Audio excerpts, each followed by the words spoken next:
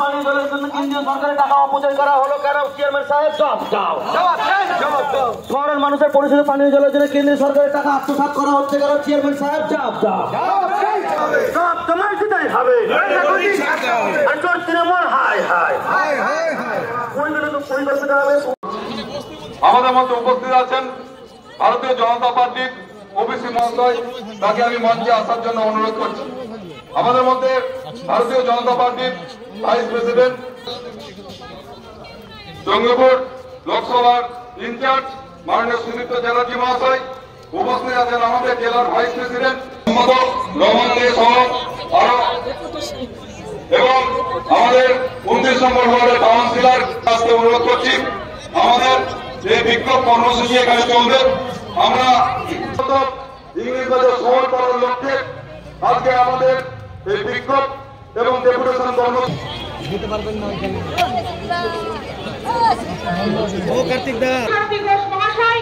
উপস্থিত আছেন উত্তরবঙ্গের কনভেনর, জেলার নেতৃত্ববৃন্দ, রাজ্য নেতৃত্ববৃন্দ, আমাদের ওবিসি মোর্চার এই তৃণমূলের শাসন চলছে ইংলিশ বাজার পৌরসভার 29 ওয়ার্ডের মধ্যে।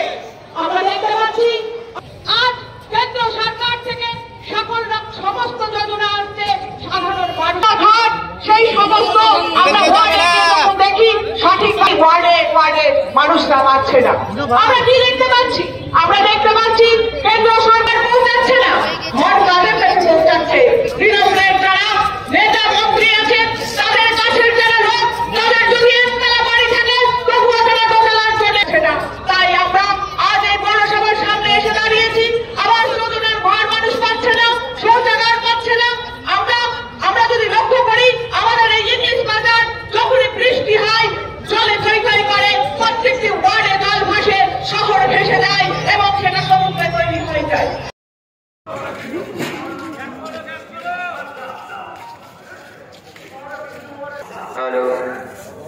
Hello, testing, check, hello, testing.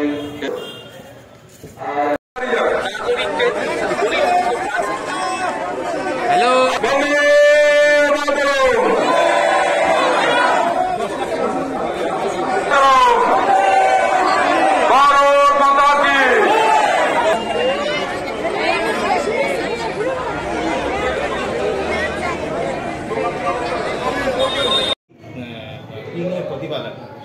প্রায় 2 বছর হয়ে গেল তৃণমূলের বোর্ড তৈরি হয়েছে।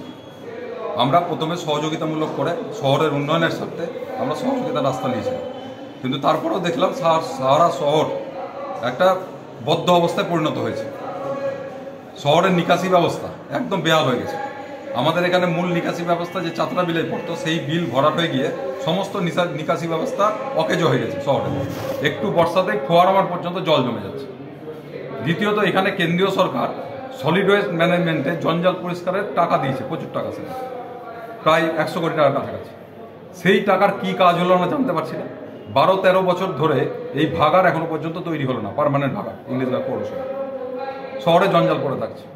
তৃতীয়ত, শহরের যে পরিশুদ্ধ পানীয় জল নাগরিকদের পাওয়ার কথা সারফেস ওয়াটার প্রকল্পের মাধ্যমে, যেই প্রকল্পে কেন্দ্রীয় সরকার প্রায় 200 কোটি টাকা দিয়েছে, সেই প্রকল্প আজ পর্যন্ত বাস্তবায়িত হলো না। সেই টাকার যে কি হলো সেটা কোনো হিসাব নেই, কাজও বাস্তবিত হলো না।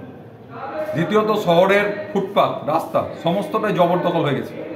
এবং আমার যেটা ধারণা সেটা হচ্ছে যিনি চেয়ারম্যান তার দলের লোকই, মানে তৃণমূল দলের লোকই এইসব ফুটপাতগুলো দখল করিয়ে দেওয়া হচ্ছে। সাধারণ মানুষ শহরে হাঁটতে পারছে না, অ্যাক্সিডেন্টের পরিমাণ বেরিয়ে গেছে, অনিয়ন্ত্রিত পার্কিং ব্যবস্থা সারা শহর জুড়ে। আমার পৌরসভায় গত 2 বছরে কিছু অস্থায়ী কর্মী যোগ হয়েছে। তারা কিভাবে যোগদান করেছে কাজে, তাদের কি পদ্ধতি হয়েছে তার সম্বন্ধে আমরা শ্বেতপত্র চাইছি, কিভাবে এটা হবে। এই বিভিন্ন বোর্ডের রেজুলেশন সংখ্যাগরিষ্ঠ ভিত্তিতে হয়। বিরোধীরা এসে মিটিংয়ের অ্যাটেন্ডেন্সে সই করে, পরবর্তী যখন রেজুলেশন বেলায় রেজুলেশনে বিরোধীদের কোনো রিফ্লেকশন থাকে না, সই সেখানে হয় না। বিরোধীরা যেটা সহমত কি সহমত না সেটা সেখান থেকে বোঝা যায় না। সামনে ভোট আছে তাই বিজেপি কর্মসূচি নিয়েছে। আমাদের এই কর্মসূচি মাঝে মাঝে চলছে। আমরা ভোটের ভিতরে আমাদের 3 জন কাউন্সিলর আমরা বারে বারে এর বিরোধিতা করেছি, আমরা প্রতিবাদ করি। তারপরেও কিন্তু এখানে কোনো কিছু যখন হচ্ছে না তখন আমরা আজকে সাধারণ মানুষকে নিয়ে, নাগরিকদের নিয়ে আজকে আমরা আন্দোলনে নেমেছি। আজকে মহানন্দায় 80টি নালা দিয়ে মহানন্দাকে দুর্গন্ধযুক্ত করে দেওয়া হয়েছে। ব্রিজ তৈরি হয়েছে, ব্রিজের গার্ডার এখনো পর্যন্ত নদীতে পড়ে আছে। মহানন্দার নব্যতা নষ্ট হয়ে গেছে। আজকে চারিদিকে শহরের পরিবেশ দূষণ এমন অবস্থা হয়েছে যে আগামী প্রজন্ম সুস্থভাবে শ্বাস নিতে পারবে না। এর প্রতিবাদ সমস্ত মানুষের করা উচিত। আমরা সমস্ত নাগরিকদের নিয়ে এই আন্দোলনে নেমেছি। বিজেপি কর্মীরা কদিন আগে আমাদের বিরোধী দলনেতা আপনার ভাদুরী একটা চিঠি দিয়ে জানিয়েছে যে আমরা ডেপুটেশন দেব। 12টা পয়েন্ট দিয়েছে। 12টা পয়েন্টেরই উত্তর আমরা তৈরি করে নিয়েছি, ওদের হাতেই দিয়ে দেবো। বলতে পারে মুখের কথা তো কেউ বলতে না। আমরা কার্নিভাল নিয়ে যেটা বলছে, আমি আগেও বলছি, এখনও বলছি, কার্নিভাল আমাদের যে বিভিন্ন সিকিউরিটি মানিগুলো থাকে তার একটা ইন্টারেস্ট হয় আমাদের, সেই ইন্টারেস্টে টাকা দিয়ে দিচ্ছে। এটা মানুষের ট্যাক্স নয়, কোনো মানুষের ট্যাক্স নয়, স্কেমেটারি ফান্ডও নেই। আর এটা বোর্ড অফ কাউন্সিলর্স আমরা অ্যাপ্রুভ নিয়েছি, এটা নয় যে আমরা সুমোটো করেছি।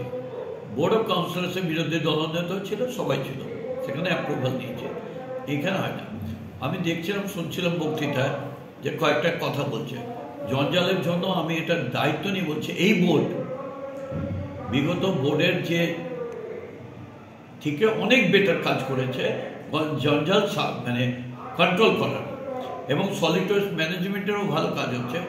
জলের জন্য একটা ফেজের কাজ হয়েছে, আরেকটা ফেজে প্রায় 1,156 কোটি টাকা আরেকটা প্রজেক্ট আমরা পাচ্ছি।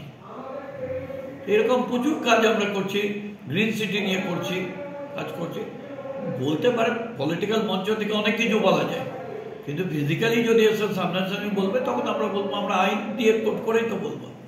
যে দেখুন আপনাকে বলছি, এই অভিযোগ যেগুলো তোলা হচ্ছে সেগুলো কি অযৌক্তিক?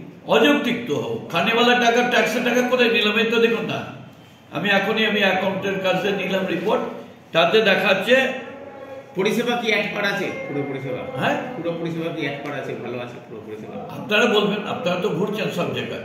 এটা আমি দায়িত্ব নিয়ে বলতে পারি যে যতখানি জল, লাইট বা কনজারভেন্সি, এটা তো পরিষেবা, তারপর সোশ্যাল সেক্টরও কাজ প্রচুর আছে।